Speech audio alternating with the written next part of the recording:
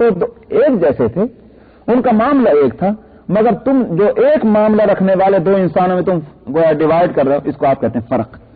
اسی لیے میں نے کل بھی بتلایا تھا جہاں یہ آیت آئی تھی کہ عربی میں فرق مانگ کو کہتے ہیں، سر میں جو مانگ نکلتی ہے نا تو اس کو فرق کہتے ہیں۔ کیوں؟ بلکہ فارسی میں ظفر قطاب قدم کیا ہے وہ حضرت ظفر قطاب قدم ہر کو جا کے می نگرم کرشمہ دامن دل میں کشت کے جا ایجاز۔ تو یہ فرق جو ہے فارسی کے اندر یہ کہتے ہیں مانگ کو، کہ بال جو سر کے ہیں ان کو دو حصوں میں تقسیم کر دیا، اس کو فرق کہتے ہیں۔ فارق اور فرقان سپر فارم ہے، بہت زیادہ واضح فرق کرنے والے کو فرقان کہتے ہیں۔ اسی لیے قرآن کو بھی فرقان کہا گیا۔ قرآن نے آ کر حق اور باطل کے درمیان میں ایسا فرق کر دیا ہے کہ باطل باطل ہے اور حق حق ہے، کوئی کنفیوژن اس تعلق سے نہیں ہے، کوئی شک اور شبہ نہیں۔ اور بدر کو بھی، غزوہ بدر کو بھی یوم الفرقان کہا گیا، یوم بدر کو، اس لیے کہ وہ پہلی وہ جنگ ہے اسلام کی کہ وہاں آ کر کے یہ بات کھل کر سامنے آ گئی کہ یہ مسلمان حق پر ہیں اور مشرکین مکہ جو ہیں وہ حق پر نہیں، ورنہ اس سے پہلے تو مشرکین میں سے کچھ یا تو کنفیوز تھے یا یوں سمجھتے تھے کہ نہیں ہم ہی حق پر ہیں، کچھ ہوگا حق ان کے پاس بھی مگر ہم بھی باطل پر نہیں۔ اسی واسطے ابو جہل مکہ مکرمہ سے چلتے وقت اپنے وہ لشکر لے کر کے بدر کے میدان کے لیے بیت اللہ میں پہنچ کر وہاں اس نے دعا کی تھی اللہ سے، اے اللہ میاں ہم اس کے مقابلے پر جا رہے ہیں جس نے خاندانوں کے ٹکڑے کر دیے ہیں، جس نے مکے کی پرامن فضا کو جو ہے مقدر کیا ہے، اور ہمارے بزرگوں کو جس نے گالیاں جن کو برا بلا کہلوایا ہے، اس طرح کے لفظ، ہم اس کے مقابلے پر جا رہے ہیں، ہم اگر حق پر ہیں تو اے اللہ تو حق کی مدد کر۔ یہ دعا کی تھی ابو جہل نے۔ تو قرآن شریف نے فرمایا کہ ان تستفتحوا فقد جاءکم الفتح، تم نے فتح چاہی تھی، لو یہ آ گئی فتح۔ تو حق کی تم فتح چاہتے تھے، حق کی فتح ہوئی۔ تو غزوہ بدر نے دراصل حق کو حق کی صورت میں لا کر سامنے رکھ دیا اور باطل کو باطل کی صورت میں، کہ لاکھ ساز و سامان کے ساتھ تم آئے تھے مگر کیا ملا؟ یہ بے سر و سامانی کے ساتھ آئے تھے مگر فتح لے کر لوٹے۔ اللہ کی مدد ان کے ساتھ نہ ہوتی تو اسباب کے درجے میں وہ کون چیز تھی کہ جو ان ہارنے والوں کو جتا دے، اور اسباب کے درجے میں وہ کون چیز تھی کہ جیتنے والوں کو ہرا دے؟ یہ صرف اللہ کی مدد تھی۔ یہ اللہ کی مدد ظاہر ہے کہ اللہ والوں کو ملے گی، اللہ بیزار لوگوں کو کیوں ملے گی؟ تو اسی لیے اس کو یوم الفرقان کہا جاتا ہے، غزوہ بدر کے دن کو۔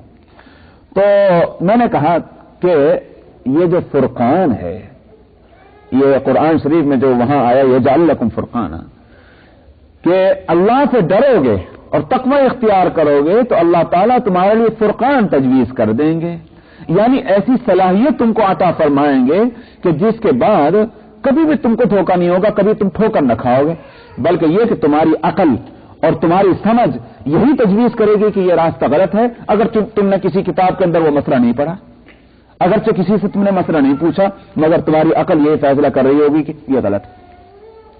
تو اس فرقان کے اندر بھی درجات ہیں، اللہ اکبر، یہ فرقان کے درجات اتنے ہیں، جیسے میں نے کہا تھا کہ وہ ہدایت کے درجات، دراصل اس کو بھی سمجھ لیجئے، یہ فرقان بھی تو اللہ کی ایک توفیقی کا نام ہوا، علم کے تعلق سے یہ توفیق ہے اللہ کی، اور میدان توفیق کا جو ہے وہ وسیع ہے، یہ وہ مضمون ہے کہ جس کو میں ہدایت کے تعلق سے بیان کر چکا ہوں کہ ہدایت کی دعا جو ہے وہ ایک کافر کو بھی کرنی ہے، ایک فاسق کو بھی کرنی ہے، ایک مومن کو بھی کرنی ہے، ایک متقی کو بھی کرنی ہے، یہاں تک کہ نبی کو بھی کرنی ہے، اہدنا الصراط المستقیم۔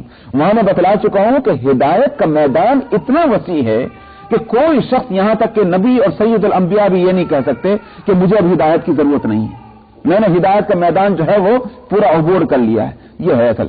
تو ٹھیک اسی طرح سے توفیق خداوندی جو ہے اس کی کوئی لمٹ نہیں۔ تو یہاں علم کے تعلق سے جو توفیق ہے اللہ کی، اس کو کہیں گے فرقان۔ اس کے درجات بے حساب بے شمار ہیں۔ ایک درجہ وہ بھی ہے کہ شیخ عبدالعزیز دباغ رحمۃ اللہ علیہ، اور میں اس واقعے کو اگرچہ پہلے بھی بیان کر چکا ہوں، لیکن آج میں اس لیے اس سے جوڑ لگا کر بیان کر رہا ہوں کہ بعض دفعہ لوگ بزرگوں کی ان کتابوں کو پڑھتے ہیں تو سمجھتے ہیں کہ یہ ہوائی باتیں ہیں۔ ہو سکتا ہے کہ بعض باتیں بعض لوگوں نے خوش عقیدگی میں ایسی لکھ دی ہوں کہ واقعتاً ہوائی ہوں، لیکن ہر بات ہوائی ہو جانا یہ نہیں ہے۔ تو شیخ عبدالعزیز دباغ रहमतुल्लाह अलैह जो उम्मियों में थे, यानी मतलब ये कि लिखे पढ़े लोगों में या उलमा में नहीं थे। अगर बिल्कुल मतलब ये है कि जाहिल नहीं तो उलमा में तो नहीं थे, ये तो मुतय्यन है और उनके सवाने में और उनके बायोग्राफी में लिखा हुआ है ये बात। मगर सूरत हाल ये थी कि कुरान शरीफ और हदीस इन दोनों में वो कोई अगर इंसान कोई गलती करता होता उसको पढ़ते वक्त फौरन टोक देते थे ये गलत कर रहे हो। कुरान शरीफ पढ़ने वाले को भी टोक देते और हदीस पढ़ने वाले को भी टोक देते।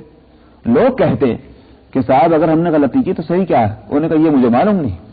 कुरान शरीफ पढ़ने वाला होता तो कहते हाफिजों से पूछ लो या कुरान शरीफ खोल के देख लो, और हदीस पढ़ने वाला गलती करता तो कहते भाई आलिमों से जाकर पूछो मुझे क्या मालूम सही क्या है। सुभान अल्लाह, आप यूं तो कह देते हैं कि गलत मगर यूं नहीं बताते कि सही क्या है। उन्होंने कहा मुझे क्या मालूम सही क्या है, फिर ये कैसे मालूम होता है कि गलत है। उन्होंने फिर उस वक्त किसी अपने करीब के लोगों से बतलाया था कि दरअसल कुरान और हदीस जो हैं इनका एक मुस्तकिल नूर है और उन नूर भी अलग अलग रंग का। तो कुरान जब पढ़ता है कोई इंसान तो वो कुरान का जो नूर है खास रंग का वो पढ़ने वाले के मुंह से निकलता है। मैं तो उसको देखता रहता हूं, जब तक वो निकलता रहता है मैं समझता हूं कुरान पढ़ा जा रहा है, और जब वो निकलना बंद हो जाता है रुक जाता है तो मैं समझता हूं ये कुरान नहीं। बस मुझे इतना मालूम है, अब वो सही क्या है उसकी जगह वो मुझे मालूम नहीं। इसी तरह हदीस का एक नूर जो है वो अलग डिफरेंट कलर का है। जब कोई इंसान हदीस पढ़ता है तो वो नूर निकलता है, मैं समझता हूं कि हदीस है, और जब वो नूर नहीं निकलता तो मैं समझता हूं कि हदीस नहीं है। चुनांचे उस शेख अब्दुल अजीज दब्बाग की मजलिसों की जो रिपोर्ट लिखने वाले हैं जो साहब, उन्होंने लिखा है कि बाज लोगों ने उनका इम्तिहान लिया और यहां तक कि वो हदीसें वो अल्फाज कि जो उस वक्त के माहौल में हदीस के नाम से जाने और पहचाने जाते थे, लोग समझते थे कि हदीस है, बहुत मशहूर था कि यह हदीस है। ऐसे अल्फाज को भी शेख अब्दुल अजीज दब्बाग रहमतुल्लाह अलैह के मजलिस में आकर के पढ़ा गया और पूछा गया कि यह हदीस है, उन्होंने कहा यह तो हदीस नहीं। और उसके बाद तहकीक की गई बड़े बड़े मुहक्किक उलमा से तो यह साबित हुआ कि वाकईतन यह हदीस नहीं मौजू है। तो मैं कहता हूं कि यह फुरकान का यह भी एक दर्जा है कि जिसको गालिबन हदीस में ये अल्फाज न हो, कुछ मिलते जुलते अल्फाज होंगे, अल्लाह ताला माफ फरमाए। मजमून तो यही है कि मन अमिला बिमा आलिमा अल्लमहुल्लाहु मा लम यअलम, जिसने उस इल्म पर अमल किया कि जो उसने सीखा है हासिल किया है। यहां मुराद जाहिर है कि इल्म से इल्म दीन है, इल्म खुदाबंदी है, इल्म शरीयत है। तो जिसने उस इल्म पर अमल किया कि जो उसने हासिल किया, अल्लाह सुब्हानहू व तआला उसको वह इल्म अता फरमाएंगे कि जो उसने हासिल नहीं किया। तो इल्म के ताल्लुक से ये तौफीक है। मैं इसी को कह रहा हूं कि फुरकान से मुराद वही है। तो इल्मुल अहकाम की जुज़ियात, मैंने कहा कि उम्मत के जो अहले मारिफत हैं और मुहक्किक उलमा हैं और फुक़हा हैं उनको अल्लाह सुब्हानहू व तआला फरमा देते हैं, लेकिन कुल्ली उलूम जो है इल्मुल अहकाम से मुताल्लिक़ वो अंबिया अलैहिमुस्सलातु वस्सलाम के पास होते हैं। जहां तक इल्मुल अक़वान का ताल्लुक है, चाहे वो जमान से मुताल्लिक हो या मकान से मुताल्लिक हो, और जमान में भी चाहे वो माजी से मुताल्लिक हो या हाल से मुस्तक़बिल से, इनके कुल्ली उलूम, इसका कुल्ली हिस्सा पूरा का पूरा वो तो अल्लाह सुब्हानहू व तआला के पास है।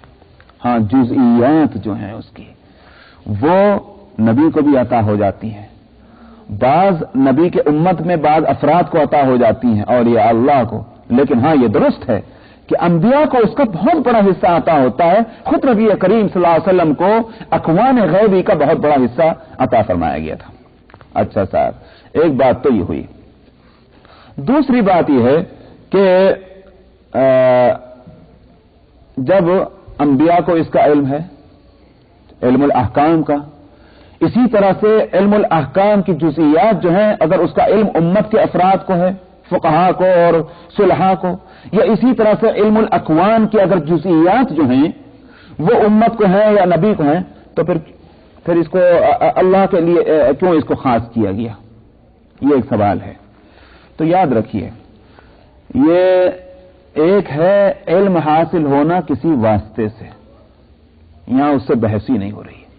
यहां मुराद है उस इल्म या इल्म का वो दर्जा کہ جو کسی واسطے کے بغیر حاصل ہو. یہ غیب کے وہ علوم ہیں کہ جو اللہ کے پاس اس طرح سے ہیں کہ کسی اور ذریعے سے اللہ کو اس کا علم نہیں ہوا. ہاں نبی کے پاس جو علم ہے اس کا، یا امت کے افراد جو اولیاء اللہ ہیں یا فقہاء ہیں ان کے پاس اگر علم ہے تو وہ تو اللہ کے بتائے سے ہے. واسطے در واسطے ہوں، فرشتوں کے واسطے سے ہو، نبی کے واسطے سے ہو، یا اللہ کی طرف سے براہ راست الہام کی صورت میں ہو، یہ عطائے خداوندی ہے، لیکن یہ علم ذاتی نہیں ہے. یہاں مراد ہے کہ ان ساری چیزوں کا علم ذاتی اللہ سبحانہ و تعالیٰ کو اور کسی کو نہیں. اللہ بتائیں تو معلوم ہو، اللہ نہ بتائیں تو معلوم نہ ہو. اب وہ جو میں نے کہا کہ علم جو ہے وہ 5 قسم میں نے بتائی تھی، تو یہاں علم الاحکام کو تو نہیں بتلا رہے ہیں. علم الاکوان جو ہیں اس کی 5 قسمیں آ گئی ہیں.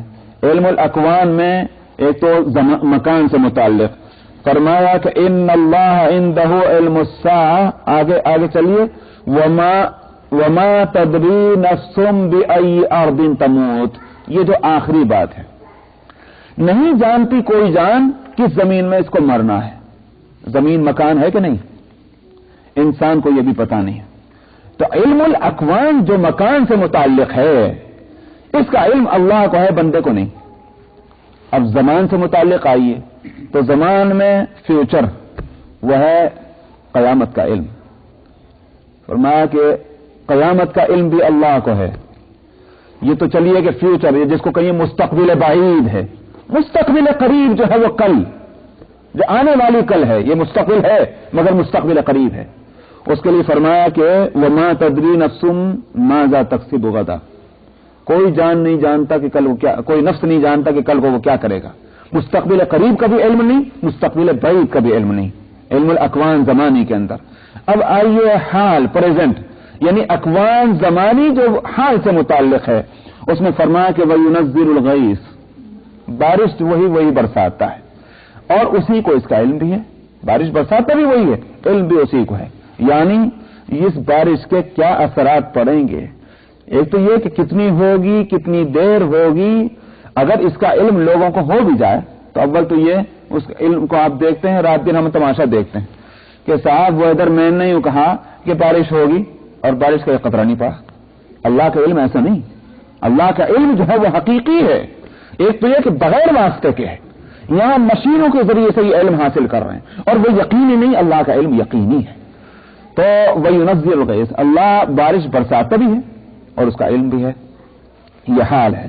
عین بارش کے برسنے کے وقت میں بھی یہ نہیں کہا جا سکتا یقین کے ساتھ کہ یہ بارش کس وقت تک ہوگی. ایک اندازہ ہے، وہ اندازہ کبھی صحیح بیٹھ جاتا ہے، کبھی جو ہے غلط ہو جاتا ہے.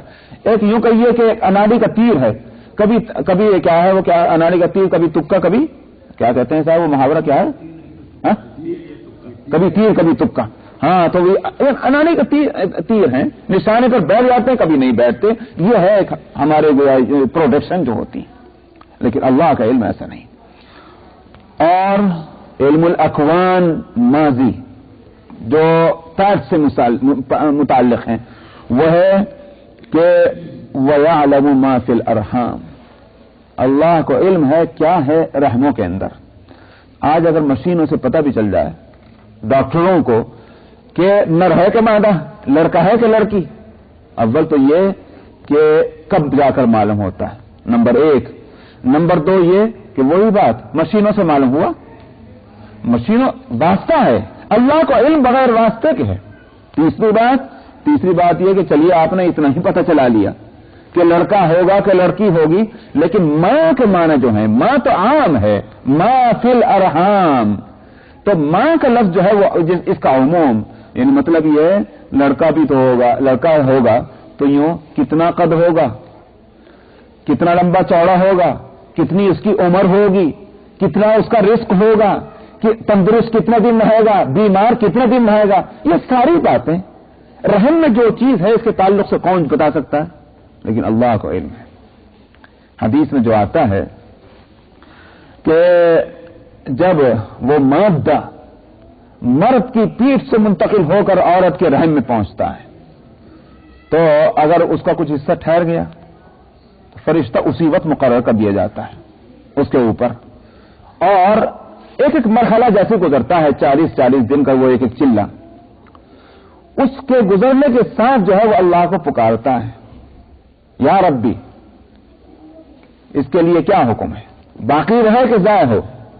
اگر اللہ کی طرف سے حکم ہے نہیں اس کو آگے بڑھاؤ، تو جو قرآن شریف میں جو مرحلے بتلائے گئے ہیں کہ انا خلقناکم من نطفۃ ثم من علقۃ ثم من مضغۃ مخلق، اور اسی طرح سے کہ یہ کہ نطفہ ہے اور پھر وہ مضغہ جمع ہوا خون ہے، علقہ گوشت کا لوتھڑا، اور جب وہ جان ڈالنے کا وقت آتا ہے تو فرشتہ پوچھتا ہے اس وقت، اے اللہ اس کے بارے میں کیا حکم ہے؟ کتنی ہوگی اس کی عمر؟ کتنی ہوگی اس کی روزی؟ اور سعید ام شقی، یہ نیک بخت ہوگا یا بد نصیب ہوگا دین کے اعتبار سے؟ یہ تین باتیں جو ہے فرشتہ پوچھتا ہے اللہ سے، اور اللہ تعالیٰ اس کو بتاتے ہیں۔ حدیث کے لفظ میں یہ ہے، حدیث کے الفاظ جو ہیں وہ یہ، اس کا ترجمہ یہ ہے کہ فرشتہ ماں کے پیٹ ہی پہ لکھ دیتا ہے۔ مطلب یہ ہے کہ ماں یہ نہیں کہ پیٹ کھول کے دیکھیں کہاں لکھا ہوا ہے، وہ لکھائی جو ہے وہ غیبی ہے۔ متعین اسی وقت ہو جاتا ہے کہ جس وقت بچہ ماں کے پیٹ میں ابھی باہر نہیں آیا، اس کی روزی بھی مقرر ہو چکی ہے، اس کی عمر بھی مقرر ہو چکی ہے، اس کے نیک بختی اور بدبختی جو ہے وہ بھی اللہ کے ہاں اس کا فیصلہ ہو چکا ہے۔ تو انسان یہ علم جو ہے اللہ سبحانہ و تعالیٰ کے پاس ہے اور کسی کے پاس نہیں۔ تو حقیقت یہ ہے کہ علم الاکوان مکانی ہوں کہ زمانی ہوں، پھر زمانی کے اندر پاسٹ سے متعلق ہوں کہ پریزنٹ سے متعلق ہوں کہ فیوچر سے متعلق ہوں، فیوچر میں بھی قریب سے متعلق ہوں کہ بعید سے متعلق ہوں، سارا علم اللہ کو ہے۔ اے انسان، جس کو کل کی پتہ نہیں وہ کب کا علم حاصل کرنا چاہتا ہے؟ اس طرف متوجہ کرنا مقصود ہے کہ یہ پتہ نہیں کل کیا ہونا ہے، کل کو بھی چھوڑ دے، اس وقت کیا ہے اس کا علم نہیں، اس کو بھی چھوڑ، پیچھے جو ماضی میں ہو چکا ہے اس کا تجھ کو علم نہیں، تو تیری یوں کہ یہ کہ معذوری اور عزت کا حال یہ ہے، اور تو آ کر کے خم ٹھوک کر پوچھتا ہے قیامت کب آئے گی، اس کا علم تو حاصل کرنا چاہتا ہے۔ تو انسان کی اس مسئلے کے تعلق سے حماقت کو بتلانا ہے کہ تو جو گردن ٹیڑھی کر کے آیا تھا نبی کے بارگاہ میں پوچھنے کے واسطے دربار میں کہ ذرا بتلائیے تو تاریخ تو ارشاد ہو کب آئے گی قیامت، تمہاری حیثیت کہا کہ تم پوچھنے کے واسطے کھڑے ہوئے ہو کہ کب آئے گی قیامت؟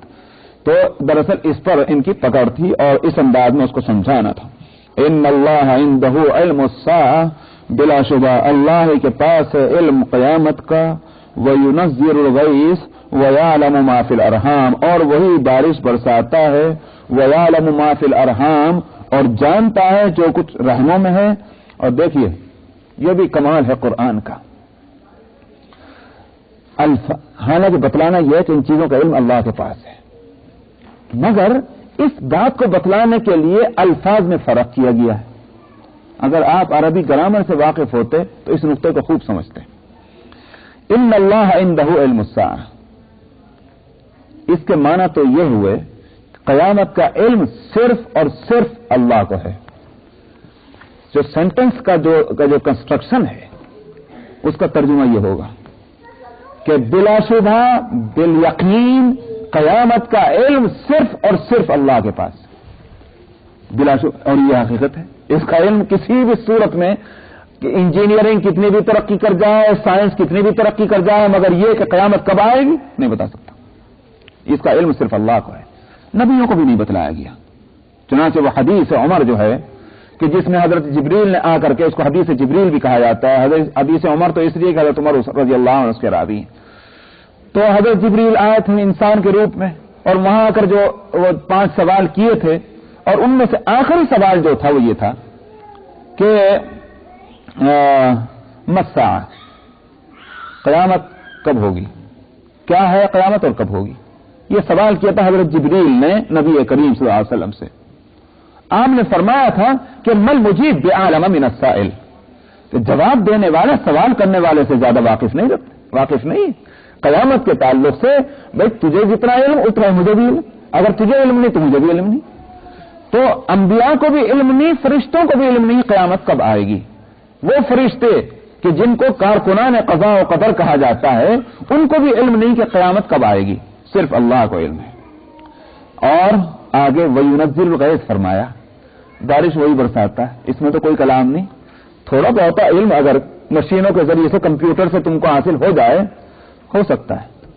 कयामत के बारे में तो तुम्हें इतना भी मालूम नहीं हो सकता, बारिश के बारे में थोड़ा बहुत मालूम हो सकता है, जुज़ई इल्म होगा और वो भी यकीनी नहीं होगा, अगरचे कुल्ली और यकीनी इल्म अल्लाह के पास है। वयुनज़्ज़िलुल गैस फरमाया, वहां वो ताबीर नहीं इख्तियार फरमाई कि बारिश का इल्म अल्लाह ही को है।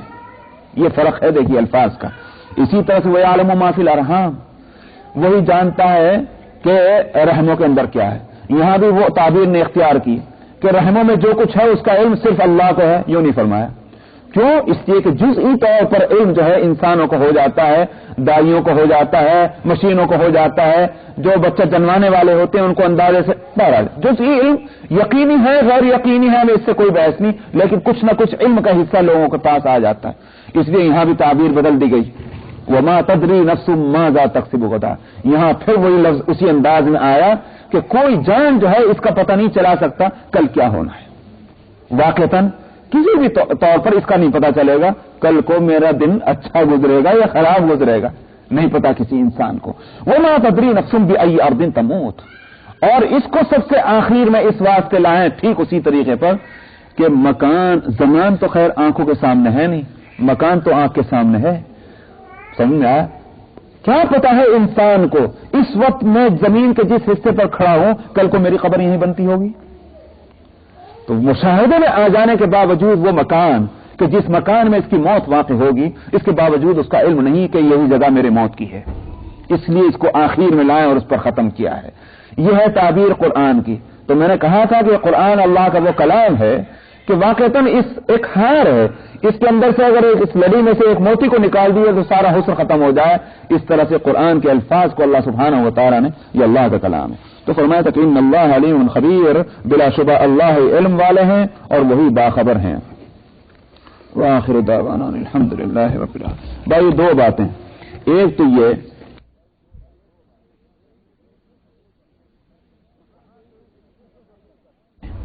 कहां तो इसकी ये हकीकत और कहां ये हमारा हुनर और हमारा कमाल कि हमने इसको उस दर्जे पर पहुंचाया कि हम इसको अपना नाम दे रहे हैं।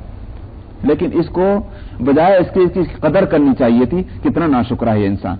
अच्छा साहब चलिए आगे। अब दुनिया में आने के बाद बचपन, कमजोरी का जमाना है, उसके बाद जवानी है, ये है ताकत और कुव्वत का जमाना, उसके बाद फिर बुढ़ापा है जो कमजोरी का जमाना है। गौर किया जाए तो अगर जैसा कि हदीस में फरमाया कि मेरी उम्मत की औसत उम्र जो है वो 60 साल है, इसी वास्ते क़यामत में इस उम्मत को जो पुकारा जाएगा वो इसी लफ्जों में पुकारा जाएगा कि वो 60 साल वाले कहां, 60 साल वाले कहां, यानी जिनकी उम्र है 60 साल की। औसत उम्र इस उम्मत का 60 साल है। अच्छा साहब, अब जिंदगी अगर किसी की तबई है, यानी मतलब किसी हादसे में पहले ही नहीं मर गया, पूरी जिंदगी उसको मिली, तो हम मान लीजिए कि औसत उम्र के एतबार से 60 साल, 60 साल को इसको 3 हिस्सों में तकसीम कर दीजिए तो 20-20 साल लग गए। इसलिए कि जिंदगी के 3 दौर हैं, एक बचपन, एक जवानी, एक बुढ़ापा।